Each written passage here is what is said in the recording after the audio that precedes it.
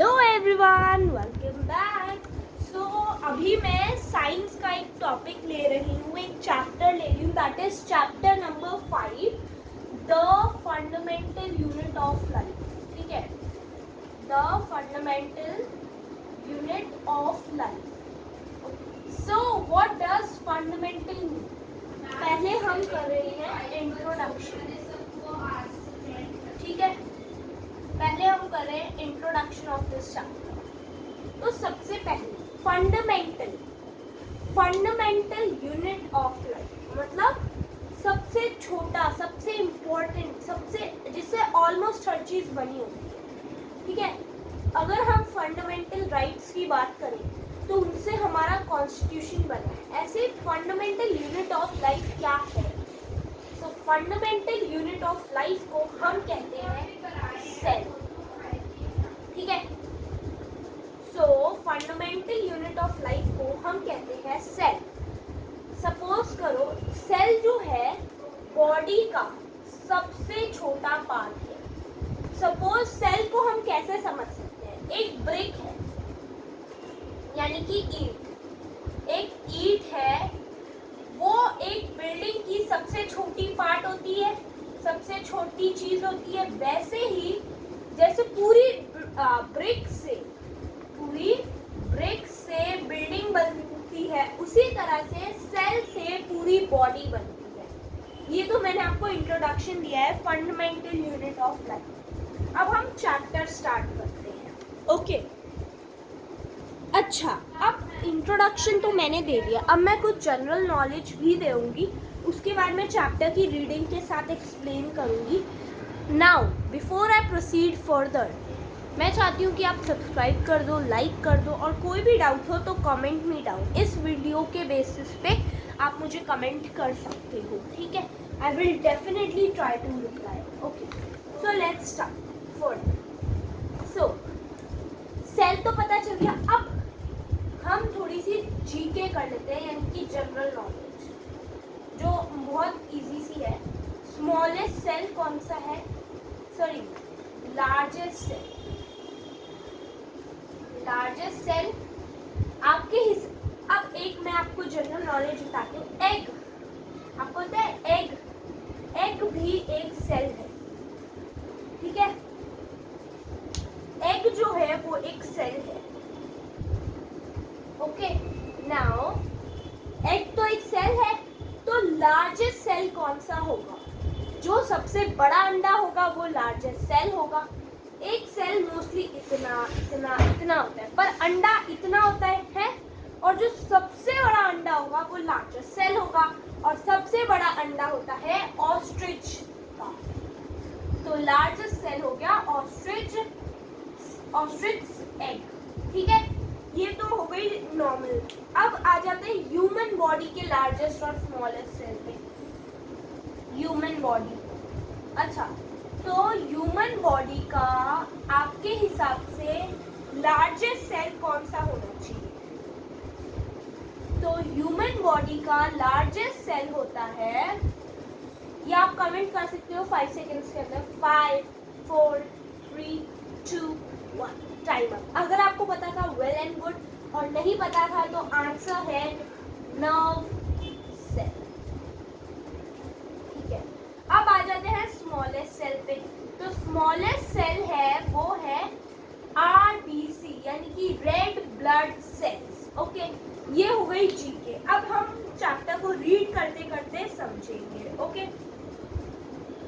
ये human body के हमने लार्ज सेल और स्मॉलेस्ट सेल पढ़े थे, और हमने largest cell is ostrich egg. Okay, अब आ जाओ the fundamental unit of life.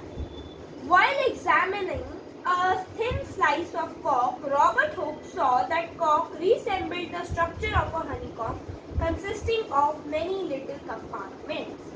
तो ये एक स्टोरी बता रहे हैं कि सेल डिस्कवर कैसे हुआ था।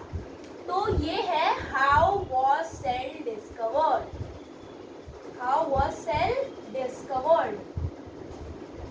तो इधर एक बंदे का नाम लिया है रॉबर्ट हुक।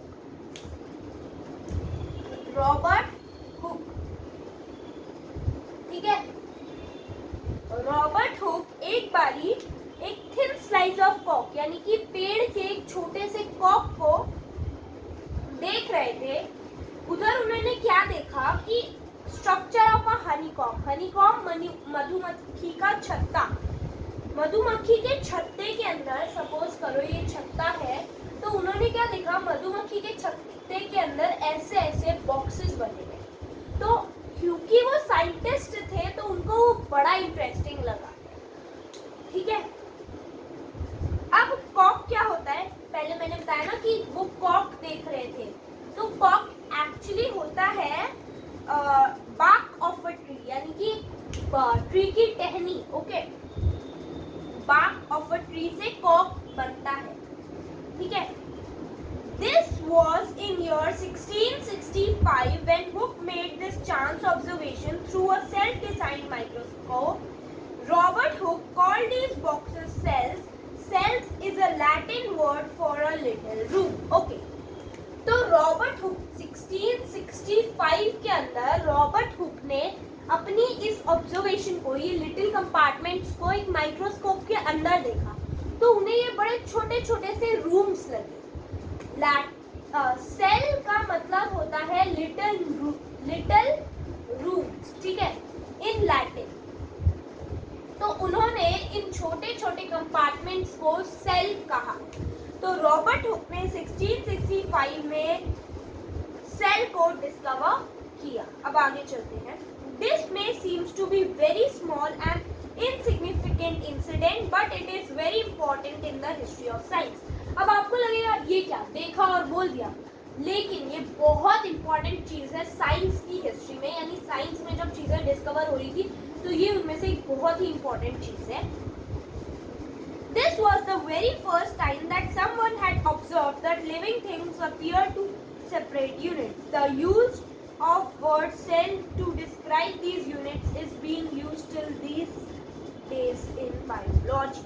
अब इतना तो आपको पता चल गया, अभी भी हम सेल ही बोलते हैं इन सबको। Smallest living organ, smallest part of the body is cell, ठीक है, ये तो हो गया।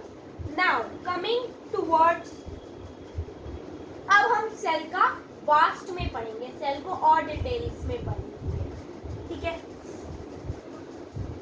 What are living organisms made up of? मैंने अभी आपको बताया कि लिविंग ऑर्गेनिजम्स हो, कोई भी चीज हो, अगर आप ऑनियन भी देखोगे तो वो भी छोटे छोटे छोटे सेल से बना होगा। So everything is made, everything around us, every living thing around us is made up of cell, okay? Fine. अब यहाँ पे इन्होंने ऑनियन पील का स्ट्रक्चर दिखाया हुआ है, आपको बुक लेके जरूर बैठना चाहिए तो इजीली समझ आएगा। यहाँ पे ये जो सेल है ये एक ऑनियन पील का स्ट्रक्चर है, जहाँ पे आप देखोगे कि कितनी सारी चीजें हैं। ऐसे एक छोटा सा ऑनियन पील के अंदर भी इतना कुछ होता है, ठीक है। ये तो मैंने आपको बता दिया। अब हम सेल को ही रीड फर्दर करेंगे। What are these structures? यानी कि सेल एक्चुअली हुआ है क्या? Okay, these structures look similar to each other. Together they form a big structure like an onion bulb. अच्छा, so अब आपने ऑनियन बल्ब मैंने आपको दिखाया, तो आपने क्या ऑब्जर्व किया कि ऐसा ऐसा ऐसा बना हुआ है, एक एक एक सिमिलर है, ये सारे दिखने में एक जैसे हैं और साथ मिलके एक ऑनियन पील बना रहे हैं। तो वैसे ही ये सारे सेम दिखने वाली सेल्स मिलकर बॉडी बनाते हैं लिविंग ऑर्गेनिज्म की। अब आगे चलते हैं। We find, okay, the cells of the onion peel will all look the same regardless of the size of the onion they came from. अब बड़ा ऑनियन होगा, देखो एक मैं आपको बात बताती हूँ, अगर एक हाथी है तो ऐसा नहीं होगा हाथी का सेल इतना बड़ा होगा और चींटी का सेल इतना सा होगा, ऐसा कुछ भी नहीं है। साइज मैटर नहीं करता सेल के साइज से, बॉडी का साइज और सेल का साइज में कोई लिंक नहीं है। अच्छा, अब आगे आ जाए। These small structures that we see are the basic building units of onion bulb. These structures are called cell. तो ये जो होते हैं इन्हें हम सेल होते हैं। Not only onion but all organisms, all living organisms that we observe around us made up of cells. However, there are also single cells that live on their own. आपको ये तो पता है कि सेल्स जो होते हैं वो मिलके एक बॉडी बनाते हैं, पर आपको क्या ये पता है कि सिंगल सेल यानी कि एक छोटा सा सेल भी अकेले रहता है? ऐसा भी होता है। ठीक है, अब दो तरह के सेल्स होते हैं। पहले होते हैं यूनिसेलुलर, दूसरे होते हैं मल्टीसेलुलर। ठीक है, एक सेकंड मैं ये मिटा रही हूँ। आप ना एक कॉपी में नोट्स बना लिया करो क्योंकि वो बहुत अच्छी बात होती है। अच्छा, तो दो तरह के सेल होते हैं, पहले यूनिसेलुलर, दूसरे यूनिसेलुलर, दूसरे मल्टीसेलुलर। ठीक है, ये दो तरह के सेल्स होते हैं। अब यूनि का मतलब सिंगल और मल्टी का मतलब मैनी। ठीक है, ये तो आपको समझ आ गया। अब ये होते क्या है एक्चुअली? एक बॉडी, सपोज करो एक ह्यूमन बॉडी, एक एनिमल ले लो, तो एनिमल जो होगा वो एक मल्टी सेलुलर ऑर्गेनिज्म है, जबकि एमोइबा, मैंने आपको बताया ना कि ऐसे भी सेल्स होते हैं जो अकेले रहते हैं, उन्हें हम बोलते हैं यूनिसेलुलर ऑर्गेनिज्म। और उनके कुछ एग्जांपल्स हैं अमोइबा, पेरोमीशियम, बैक्टीरिया, ये सब। ठीक है, अब यहाँ पे हमारे को कुछ सेल्स दिखाए गए। ठीक है, ये एक बार आप देख लो। ओके, नाउ अब मैं बस एक छोटा सा सेल का डिस्कवरी आपको बता देती हूँ, वो भी बहुत इंपॉर्टेंट है। ठीक है, वो क्योंकि मल्टीपल चॉइस क्वेश्चंस में मोस्टली आ ही जाते हैं। Cell were discovered by Robert Hooke in 1665। तो सेल को सबसे पहले डिस्कवर किया था रॉबर्ट हुक ने। ठीक है, okay, going ahead, he observed the cell. और कैसे किया था? सेल के कॉक से किया था, ये भी हो गया। ठीक है, एंड उसके बाद इसको ज्यादा अच्छे से डिस्कवर किसने किया? फ्री लिविंग सेल्स को, यानी कि रॉबर्ट हुक ने सिर्फ सेल्स बताए लेकिन फ्री लिविंग सेल्स के बारे में बताया लियोन हुक ने। लियोन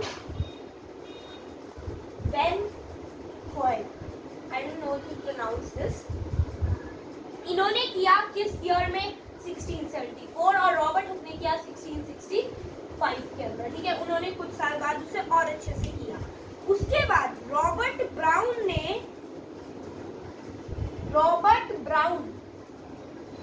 ने न्यूक्लियस डिस्कवर किया, जिसके बारे में हम बाद में पढ़ेंगे।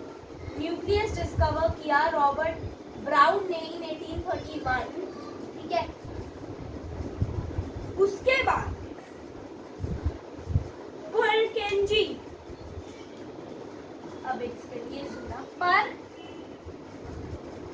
किंजे ने सेल के प्रोटोप्लाज्म को, फ्लूइड को नेम किया, प्रोटोप्लाज्म को जाना। ठीक है, सेल की डिस्कवरी भी बहुत ज्यादा इंपॉर्टेंट है। और कब किया? 1839। This is really very important table. उसके बाद सच लिंडन और सच वन ने इसे और अच्छे से किया, देवर ब्रदर्स, इन 1838 एंड इन 1839। उसके बाद विर्चो ने इसे और अच्छे से एक्सप्लेन किया, ये भी लिख लो। सच लिंडन एंड सच वन ने डिस्कवर किया, कब किया? 1838 एंड 1839 के अंदर। ठीक है, उसके बाद विर्चो ने इसे और अच्छे से किया, दैट वाज 1940। किसको पढ़ा रही है? किसको पढ़ा रही है?